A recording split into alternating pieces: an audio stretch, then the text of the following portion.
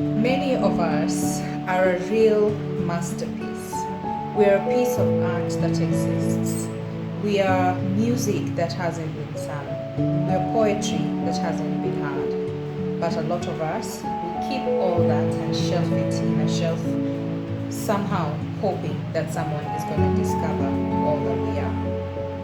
But today, I want to challenge us. If you have any ability whatsoever, anything that you are about, why don't you take a chance today and risk being seen in all of your glory? Let me explain. Our greater talents, a lot of us, will never be seen, will never be heard. I personally am one person who is a mixture of introversy and extroversy.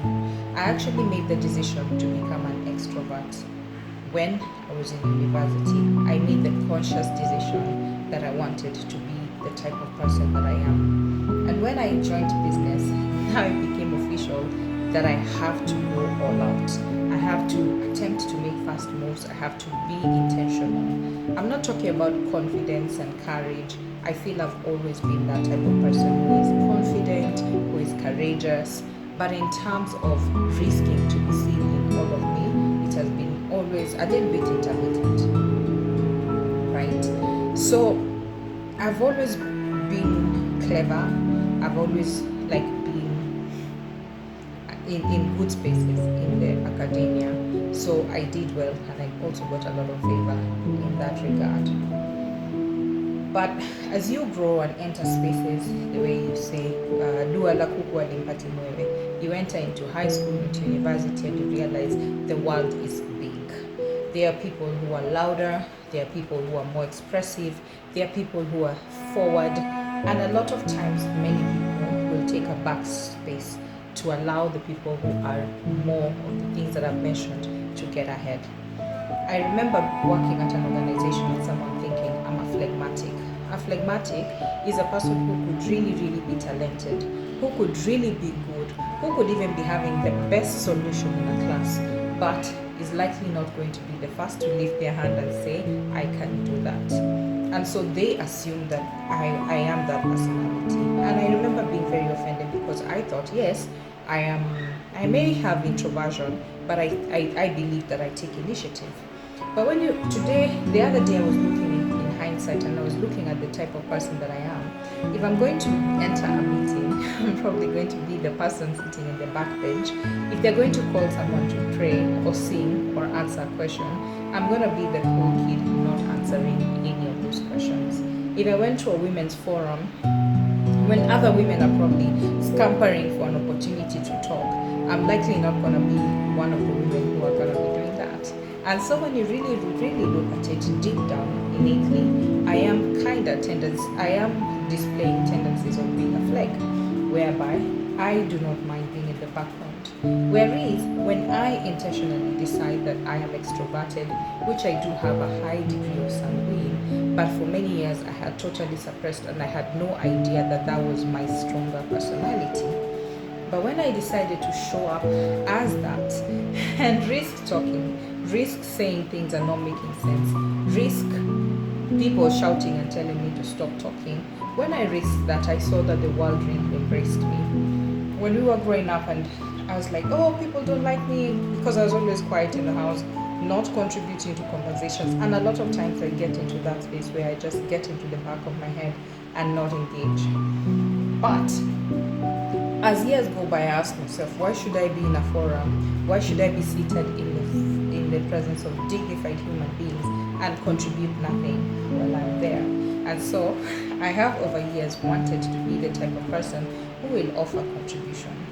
But over time, I think it's normal that you can enter a meeting and decide, I will not talk, I will not contribute, I will not say anything. But then next time you realize you have been removed from that meeting because you did offer no value by being in that meeting. All you are doing is throwing out emojis. You are not offering significant contribution. And so today I feel like as I challenge myself and I'm challenging anyone out there who holds back to their abilities and their talents is risk being seen in all of your glory.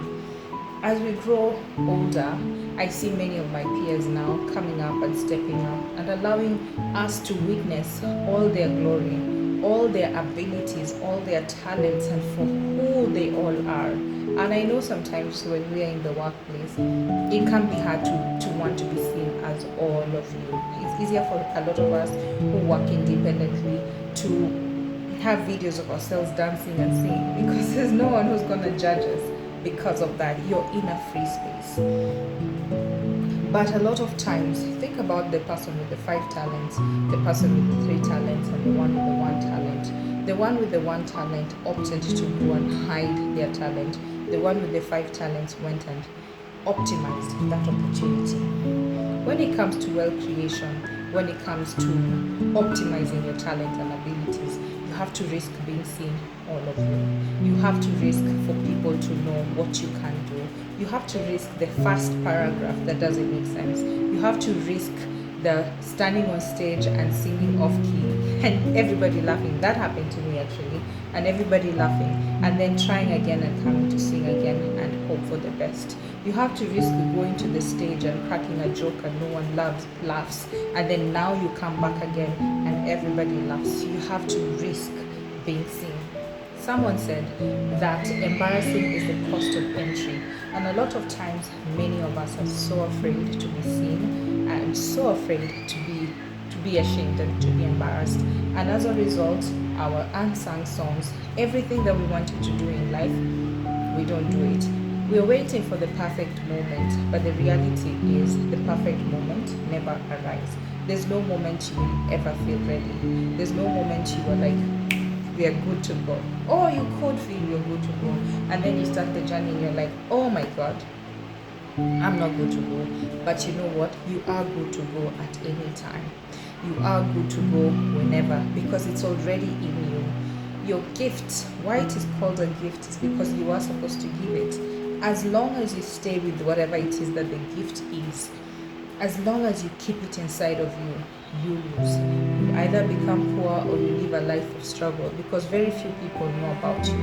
Why you should struggle for more people to get to know you is it also comes with the rewards, and that means you have optimized whatever gift that you have. But as long as you are a good singer while seated in the house, then your singing talent has absolutely no value to the world.